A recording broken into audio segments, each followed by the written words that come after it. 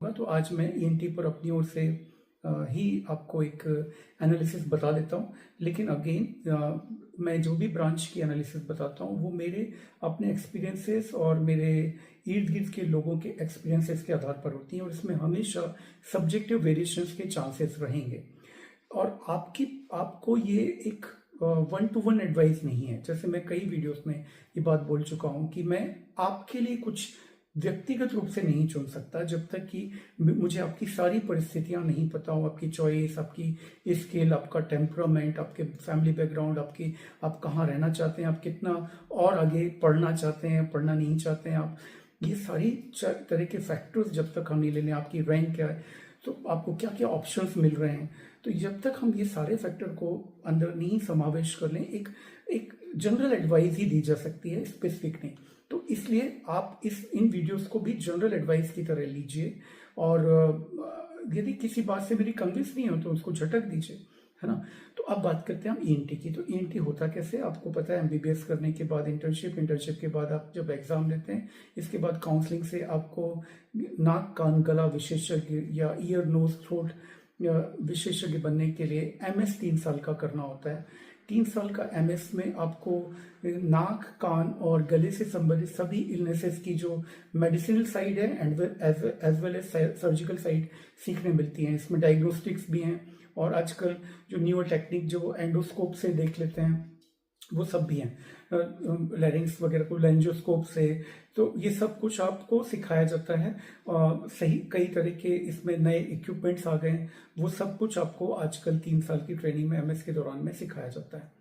इससे आप टॉन्सिलेक्टमी है, साइनसिस की प्रॉब्लम है, पॉलिप्स को निकालना है, या ईयर ड्रम को परफोरेट हो गया तो उसको ठीक कर देना है, इस तरह के बहुत सारे, ऑस्टियो को वाइड करके जिन लोगों को बहुत बार साइनोसाइटिस हो रही होती है उनकी लाइफ में लोग पॉजिटिव चेंजेस ला सकते हैं। साथ में मेडिसिनल साइड में लोग एलर्जिक राइनाइटिस का ट्रीटमेंट करते हैं। तो इस तरह से बहुत सारी ईएनटी की बीमारियों को ये लोग ट्रीट कर रहे होते हैं, और ये बीमारियां भी बहुत ज़्यादा प्रिवलेंट है। ऐसा कोई भी व्यक्ति नहीं होगा जिसका कभी ना कभी गला खराब हुआ हो, जैसे कि मेरा आजकल चल रहा है, या जिसको कभी नोज में या कान में कभी दर्द नहीं हुआ हो, एक प्रॉब्लम नहीं हुई हो, ऐसा कोई भी नहीं है। फिर हमारे देश में इतना ज़्यादा टोबैको च्यूइंग है, तो ये लोग ओरल कैंसर्स को डिटेक्ट करने वाले सबसे पहले होते हैं।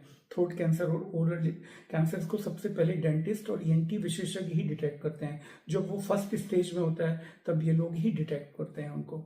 तो इनका प्रिवेंटिव मेडिसिन और एज वेल एज करेक्टेबल सर्जरीज दोनों में ही इमेंस रोल है, और ये बहुत ही इम्पॉर्टेंट फ्रेटर्निटी है हमारे हेल्थ सिस्टम की, और बहुत पुरानी ब्रांच भी है ये। इसकी आमतौर पर कंपैरिजन होता है ऑप्थेल्मोलॉजी से, क्योंकि ये कुछ ऊपर नीचे उठती हैं काउंसलिंग में।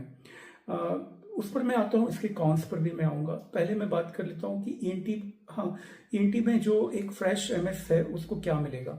उसको 1 लाख रुपए की सैलरी मिल जाएगी, कहीं भी सीनियर रेजिडेंट बन सकता है वो, और किसी छोटी जगह पर अपनी क्लिनिक की प्रैक्टिस शुरू कर सकता है, कहीं पर कुछ हॉस्पिटल से उसको काम देना शुरू कर सकते हैं। बट अगेन ये जितने भी स्पेशलिटीज़ हैं, पुरानी conventional specialities, whether it is my branch paediatrics और गायनी, ऑर्थोपीडिया, ये जितनी सब की सब सैचुरेटेड हैं, और सैचुरेटेड होती जा रही हैं, क्योंकि सालों साल से इसमें प्रोफेशनल्स बन रहे हैं। और जानते हैं आपकी डॉक्टर्स जल्दी तो रिटायर होते नहीं, 75-80 ईयर्स की एज तक काम कर रहे होते हैं। तो इस वजह से सैचुरेशन है, और जिन ब्रांचेस में डिप्लोमास होते थे या होते हैं उनमें सैचुरेशन और भी जल्दी आता है, क्योंकि सिर्फ 2 साल में लोग बनकर आते रहते हैं। तो ईएनटी भी मैं काफ़ी सैचुरेटेड ब्रांच मानता हूँ। एक नया लड़का यदि जबलपुर में आकर ईएनटी स्पेशलिस्ट बन के अपनी प्रैक्टिस के दम पर सर्वाइवल चाहता है, तो मुझे नहीं लगता कि 3 साल तक वो एक डिसेंट काम सेल्फ रिस्पेक्ट के साथ पा सकता है।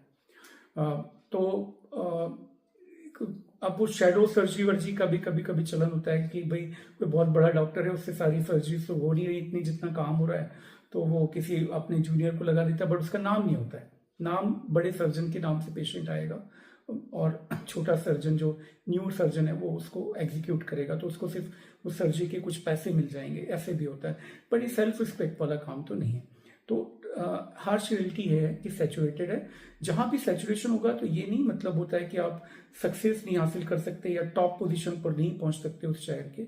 फिर भी पहुंच सकते हैं। लेकिन धक्का मुक्की, स्ट्रैटेजी, ब्रांडिंग, एडवर्टाइजिंग, मेहनत, आपका व्यवहार, आपका क्लिनिक का लोकेशन, आपने कितना एक्सपेंस किया है क्लिनिक पर, ये सब कुछ भी मैटर करता है। फिर आप उस सैचुरेशन को बीट करने के लिए, जो ये सब को बीट कर पाएगा एक सब चीज़ों का मिक्सचर बना के, वो बहुत सारे लोगों को, यंगस्टर्स को और पुराने लोगों को पीछे करके ऊपर पहुंच पाएगा। तो ऐसा नहीं, बट मैक्सिमम लोग सैचुरेशन से हार जाते हैं। सब लोग एक सैचुरेशन समझ लें आप कि एक अगेंस्ट में नदी बह रही है और आप उसके अगेंस्ट तैर रहे हो। तो बहुत अच्छा तैराक होगा तो वो स्टिल तैर पाएगा, लेकिन बहुत सारे जो तैराक हैं वो थक जाएंगे या गिव अप भी कर देंगे। तो इस तरह से उसको देखिए, और ये सैचुरेशन डे बाय डे बढ़ेगा। हालांकि ओपीडी प्रैक्टिस, अच्छा दूसरा प्रॉब्लम, तो ईएनटी में यदि पीक अर्निंग हो, तो मैंने ऐसे डॉक्टर्स देखे हैं जो, जैसे मेरे फ्रेंड हैं, वो 5 to 10 lakhs per month easily कमा लेते होंगे प्रैक्टिस अकेले से। हॉस्पिटल ओनर्स हैं, उनकी इनकम ईएनटी हॉस्पिटल, जो ईएनटी डेडिकेटेड हॉस्पिटल हैं, वो उनकी income 30 to 50 lakhs 70 lakhs per month होती होगी इजीली, जितना बल्क होता है उन लोगों के पास। तो यदि आप समझ लें कि स्टार्टिंग सैलरी आपकी 1 लाख के अराउंड से शुरू होगी, और फिर आप जो मीन है, जो सबसे ज्यादा लोग जिस पर रहेंगे आज के सैचुरेशन को देखते हुए, तो मुझे वो लगता है 1 से 2 लाख रुपए महीने के बीच में सारे लोग, ज्यादातर लोग रहेंगे। ठीक है, अब आते हैं हम और प्रॉब्लम्स। इसमें ईएनटी में ओवरलैपिंग बहुत है। कई बार ईएनटी वाले चिढ़ जाते हैं यदि मैं ऑप्थेल से उनको नीचे रखता हूं तो। अब ये बताओ कि ऑप्थेल्मोलॉजी में ओवरलैप कैसे है? ऑप्थेल्मोलॉजी में कोई दूसरा काम नहीं कर सकता ना। एबीसीडी नहीं पता है किसी को आपकी, anterior chamber, posterior chamber, retina तो छोड़ दो, एंटीरियर चैम्बर की एबीसीडी नहीं पता है। सिर्फ कंजंक्टिवाइटिस जो वायरल होती है उसके अलावा कोई दूसरा कुछ ट्रीट नहीं कर पाता है।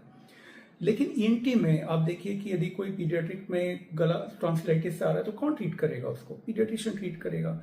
टॉन्सिलाइटिस एडल्ट के पास पहुंचेगा फिजिशियन के, वो कर देगा ट्रीट। तो ये प्रॉब्लम है कि ईएनटी में ओवरलैप है। पल्मोनोलॉजिस्ट जो होते हैं, रेस्पिरेटरी मेडिसिन वाले होते हैं, वो ट्रीट कर देते हैं एलर्जिक राइनाइटिस को। एलर्जी स्पेशलिस्ट पीडियाट्रिक्स में भी होते हैं, मेडिसिन वाले भी होते हैं। हम लोग एलर्जिक राइनाइटिस और अस्थमा वगैरह को ट्रीट कर रहे होते हैं। ईयर वियर पेन को कई लोग ट्रीट कर रहे होते हैं। ठीक है, until that's more complicated and which needs surgical care, they'll not refer patient to the ENT doctor. Few things are taken care of by dentist also. तो डेंटिस्ट का भी ओवरलैप है। तो ओपीडी प्रैक्टिस में उनकी ओवरलैप है, और खुद ईएनटी का अपना सैचुरेशन तो है ही है।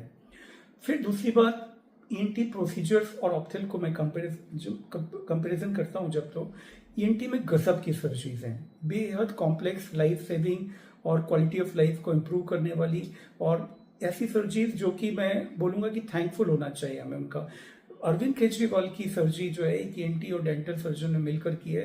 उनकी खांसी जो बचपन से एक स्ट्रक्चरल डिफेक्ट की वजह से थी, ये नेट पर इसकी इंफॉर्मेशन दी हुई है। इतनी गजब की वो डायग्नोसिस, उन लोगों ने उनको टीवी पर खांसते हुए देखा, जैसा गूगल पर लिखा है, इफ इट्स ट्रू।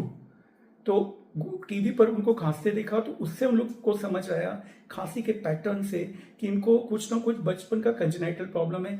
तो उन्होंने उनके ऑफिस में फोन किया, when he was chief minister, office में फोन किया पीए को, एंड बोला कि हम लोग इसको करेक्ट कर सकते हैं, लेट हिम गेट इवेल्युएटेड। और वो इवेल्युएशन करके उन्होंने इतनी ज्यादा कॉम्प्लेक्स सर्जरी उसकी ट्रीट करके, और सालों साल से जो व्यक्ति खांस रहा था वो ठीक कर दिया। तो ईएनटी सर्जन गजब की सर्जरीज करते हैं, और बहुत रिस्की एरिया होता है। यहाँ सब इतनी वाइटल नर्व्स और वेसल्स हैं, उनके बीच में ये लोग सर्जरी कर रहे होते हैं, तो वो रिस्पेक्ट मुझे बहुत ज्यादा है।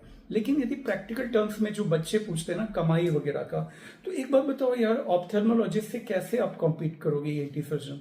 क्यों मैं बता रहा हूँ? क्योंकि मेरे दोस्त क्लोज फ्रेंड है मेरे, ईएनटी वाला भी, और हम लोग साथ बैठते हैं, ऐसे बातें करते हैं, साथ बैठ के बातें करते हैं ना एक दूसरे को। तो वो बोलते रहता है कि तू तो साले क्या 5 मिनट में तू पैसा पीट लेता है, वो खुद बोल रहे होते हैं।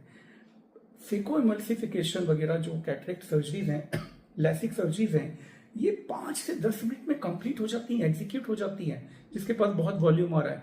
एक एक दिन में ये लोग 10 से 20 सर्जरीज कर रहे होते हैं, और ओपीडी भी बहुत सारी कर रहे होते हैं ऑप्थेल्मोलॉजिस्ट। तो वहां से इनको ज्यादा पैसा मिलता है। हाँ, सक्सेस का रेट कम होगा ऑप्थेल्मोलॉजी में, क्योंकि जॉब्स बहुत सारी नहीं होती, क्योंकि ये स्पेसिफिकली इंडोर की ब्रांच नहीं है ना, जहां पर पेशेंट बहुत दिन तक भर्ती हो, पेशेंट आया गया गया इस टाइप का है। मतलब आजकल तो सेम डे डिस्चार्ज हो जाता है पेशेंट सर्जरी के बाद। तो इस वजह से जॉब्स कहां पर होंगे, जूनियर स्तर के, जहां पर वार्ड में पेशेंट हो। लोग कभी भी ओपीडी प्रैक्टिस करवाने के लिए किसी जूनियर को जॉब नहीं देते हैं, क्योंकि ओपीडी प्रैक्टिस से तो पर्सनल ब्रांड और नाम बनता है। इसलिए कभी कोई सीनियर डॉक्टर जूनियर को ओपीडी प्रैक्टिस के लिए अपॉइंट नहीं करता, हमेशा वो हमाली के लिए करेगा जो वार्ड में होती है, मतलब उसके राउंड लेना वगैरह जो होता है ना।